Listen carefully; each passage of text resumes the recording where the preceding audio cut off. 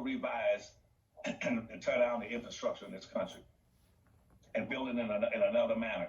And that means they're going to ignore the obligation they already have to black folk. Period. And see, they've never done anything. No political party, no political candidate in my lifetime and all my studies and as a historical teacher and educator and a forensic historian, I've never seen one instance where a politician, black, white, pink, yellow, green, or polka dot, has ever said, make a commitment that I would, based on quid pro quo, I would do this for black folk. Ice Cube, y'all. Me and put me in office, I would take care of black folk. Contracts. Not even when you had the last black president, Obama, he did absolutely nothing for black folk, which was a total disgrace in my mind. Didn't do anything for black folk. He should have said, black folk put me in this office.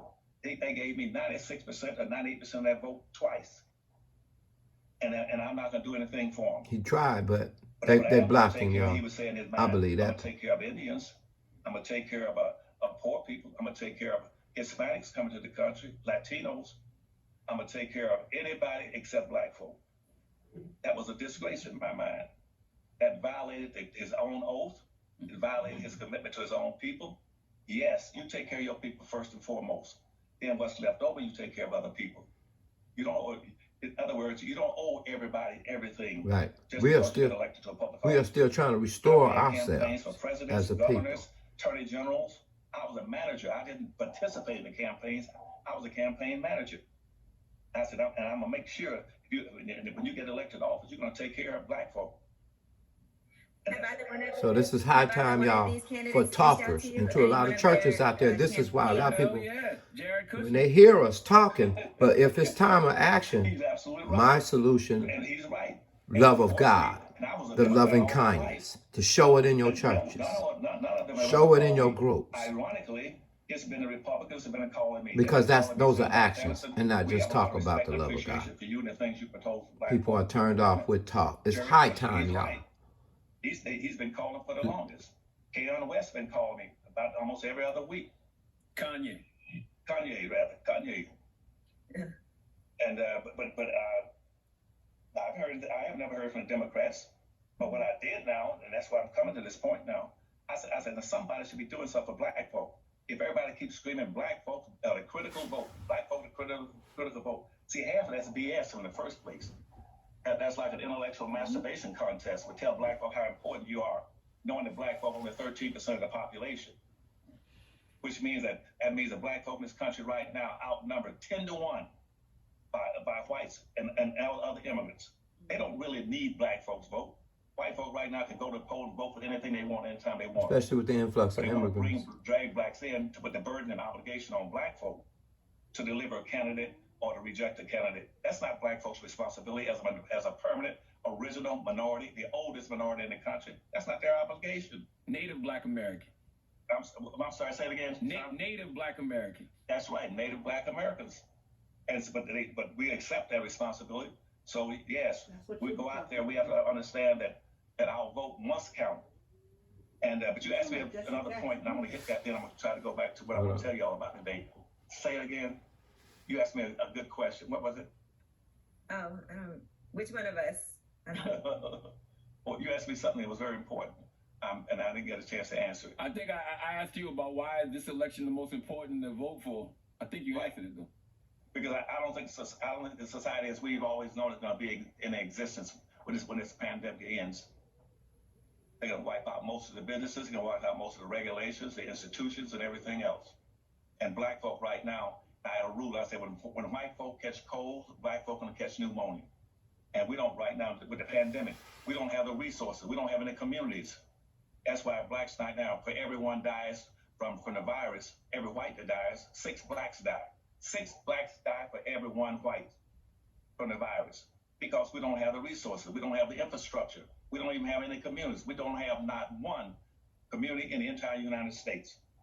And then we'd have properly equipped, and we'd have communities all over America, like all other people have. Like we have in Japan towns, Korea towns, China towns, little Cuba, little Havana, little Italy, little Greek town, and when we have Pole Town, They destroyed them and burned them down. Out of neighborhoods. And in Black those Friday. neighborhoods, we should have had hospitals, clinics, and resources. We should have had major shopping centers, stores, grocery stores for food and clothing and supplies and materials. We don't have gas stations. We don't have any of that. Detroit, Michigan, a major black city, got 46 gas stations. Guess what? Now Arabs own 44 of those. We only got 2 black gas stations in that major city. In a black city, it's 92% black city. So we don't control anything. Dr. Claude, you know what I asked? We were talking about quid pro quo and voting, and you were saying this year in particular, you would tell people, normally you would say to hold your vote and not vote, but this year you're saying something different. This time, never ever in the future again. This is it for us. This is a throwdown for us. I want every black person in America, any of them that are registered and qualified to vote, I want you to vote. I don't care if you ride a tricycle to get there, a bicycle, roller skate, or somebody have to drag you to the poll. You go there and vote this time. You vote your heart out. This is tremendously important. It's because it's symbolic. It's a signal saying we've given our all now for 460 years. We're giving it one more time. But we ain't playing this game anymore. This time we're giving it, because what I'm going to propose tonight should make a change of this morning. It should make a change in what's going on in this country. We have to change the social construct in America. The social construct is the United States Constitution that has us blocked and blocked. Nobody has ever addressed the constitutional impact on us and a guardian of racism, which is in the Constitution. We got 2 constitutions in the United States. That's the first Constitution that was approved in 1789. That Constitution pre-described and proposed exactly how black folk are to be treated and mistreated in this country. They'll be treated as property, as non-citizens. And they had divine right, they thought. That's what we stayed in that position. Right now, we're in the same position, identical to where we were in 1860 on the end of the Civil War. We own less than 1/2 of 1% of anything of value. You got a population of 13 to 14% black people in this country, and collectively, they own 1/2 of 1% of anything of a value in the richest country on earth. On which they don't work control anything for free. They don't have any money and wealth. They got 1/2%. So the land grabs in the West. What the Democrats are proposing now, saying, well, we've heard that. Maybe we're going to do something. Country can't move forward till they deal with the blacks. Saying, we're going to do something for black folk. I looked at their plans, what plans they made up for black folk, both the Democrats and Republicans, and it was a shame. So you let him finish, bro. Joe Biden's Lift Every Voice plan and Donald Trump's Platinum plan? Yes, about 40 pages. And guess what? It's not but a regurgitation of old rules and regulations pertaining to programs that may have been in existence since 1950. Speak, brother. There's nothing significant in them, not substantive. Doesn't address the issue. The primary issue is to reverse what was put into the first Constitution and into all these laws that kept black folk poor and impoverished and powerless all these years. Restore it. The first Constitution was an affirmative action plan for whites. The United States Constitution was the first affirmative action plan in this nation, but it was strictly solely for whites.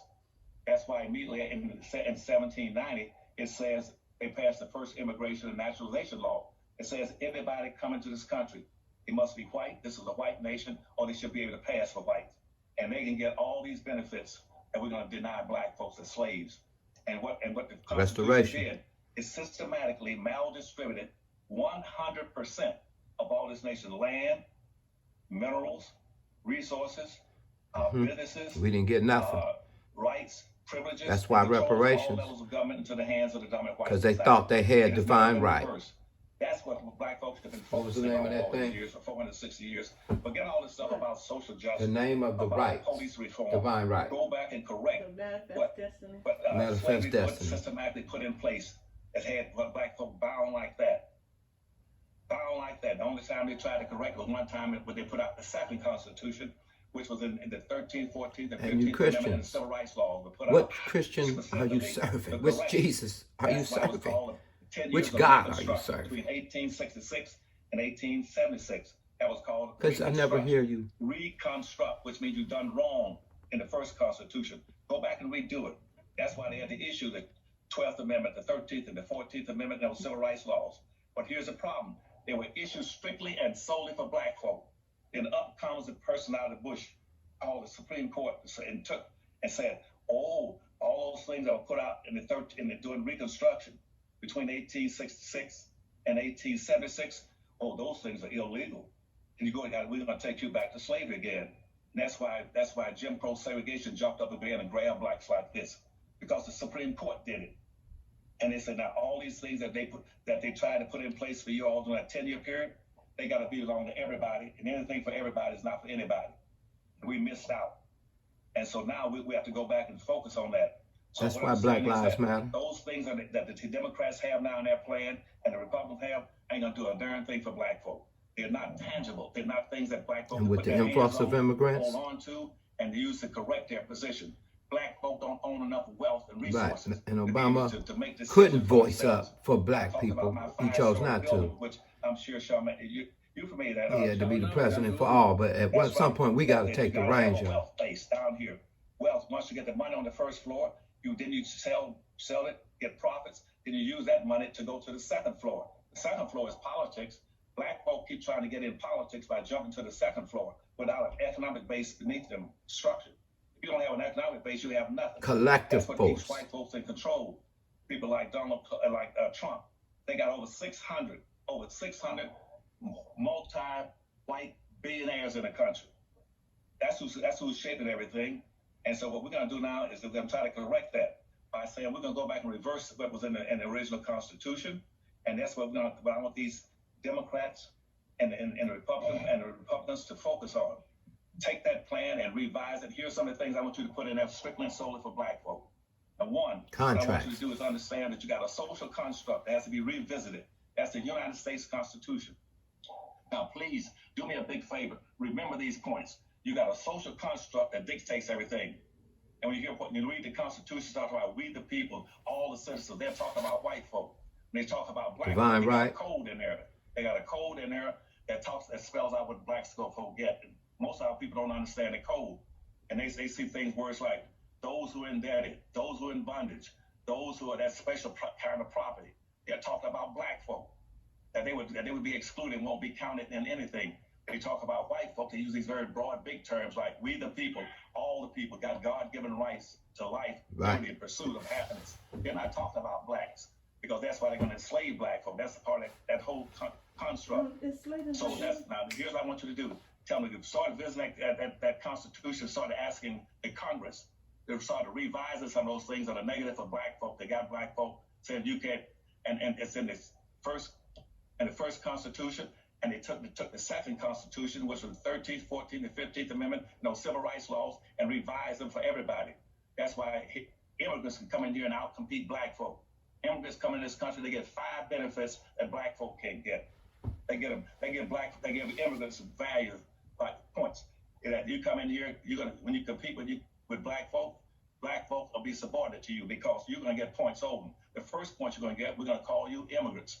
Immigrants get advantages that black folk can't get. Point 1. Point 2, we're going to let you give you an advantage because you speak a foreign language. They don't speak, so they qualify for special privileges and rights because they speak a foreign language. 3, they come in here, they classified as whites. All immigrants, Asian, Arabs, Hispanics, all those different immigrants come in, they're classified as whites. They use this very broad term to snooker you called people of color. But underneath that, they are whites. Hispanics were always classified as whites until 1970, and all these groups and Arabs are classified as whites. So don't they get 5 advantages over? I'm not going to go through all that. They get 5 advantages over black folk. That's why they can come into the country and go past you at 100 miles an hour, because they're getting an advantage that you're not going to get. They get advantage because of their culture. They get advantage because of their language. They get advantage because of their religion. They get all these priorities over you. But so black folks got to get that construct. Point 2, this like is the very land important now. out in the West. If you want to write down some of these privilege, these are called power opportunity, this is my power numbers and plan. advantage. I'm giving you the power numbers is plan what now they would need to that repair. all the others wanted, that the Republicans wanted, and some of the Green parties, the Libertarian Party, they wanted. I said, no, I'm not going to do it. I'm only going to give these points to black folk. 1, I gave you about the social construct. 2, the second thing I want you to do is demand. Demand? Yeah, all these are demands. No marching and begging.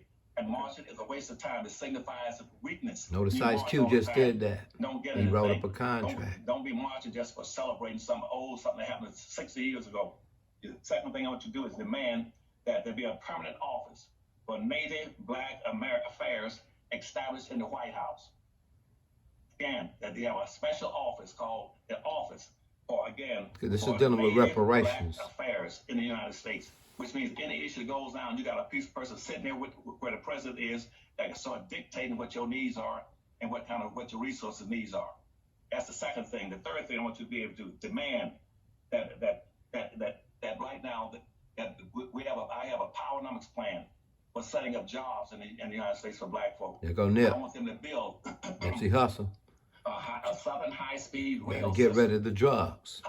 Again, build a high-speed rail system in the South that would run from Atlanta, Georgia to Dallas, Texas. And I get now all the plans, this is ready-made, everything's been worked out.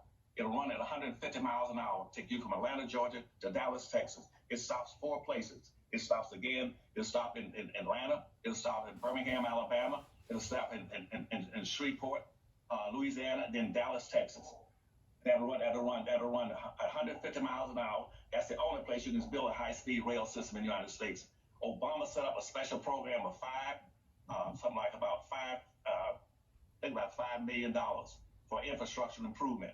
Tell them right now that you got a program for a high-speed rail system in the southern states that's stopping those 4 black cities. And you build businesses around those centers where people can travel from all across the South. Oh, yeah, brother. Got a vision, y'all. This is a vision. Rail system. There You you can't go. have it on the West Coast. Too many mountains and valleys and earthquakes. You can't have it on the East Coast except the Acela. This is for the Black folk because that's called a Southern Black Belt, running from the East Coast to the West Coast. Why?